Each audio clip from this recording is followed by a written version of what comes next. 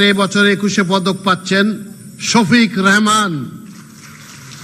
শফিক রেহমান 1950 সালে তৎকালীন পাকিস্তানের পূর্ব বাংলা প্রদেশে স্পোর্টস রিপোর্টার হিসেবে সাংবাদিকতা শুরু করেন।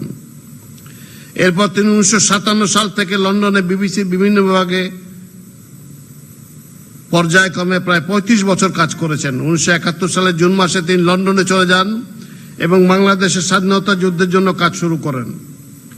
1984 সালে তিনি সাপ্তাহিক জায়জা দিন পত্রিকা প্রতিষ্ঠা করেন, যা স্বৈরতন্ত্র বিরোধী ভূমিকার কারণে প্রবল জনপ্রিয় হয় এবং সাবেক স্বৈর শাসক জেনারেল হোসেন মোহাম্মদ এরশাদের আমলে দুবার নিষিদ্ধ হয়। সাপ্তাহিক জায়জা দিনকে 2006 সালে একটি জাতীয় দৈনিকে পরিণত করেন তিনি। 1993 সালে দেশের 14 ফেব্রুয়ারিতে ভালোবাসা দিবস পালনের সূচনা করেন। শফিক রেহমান জায়জা দিন ম্যাগাজিনের মাধ্যমে বাংলাদেশের সাংবাদিকতায় এক নতুন বাঁকের জন্ম দেন। সাংবাদিকতায় নতুন যুগের সূচনার স্বীকৃতি হিসেবে শফিক রেহমানকে 2026 সালের 21 পদকে ভূষিত করা হলো।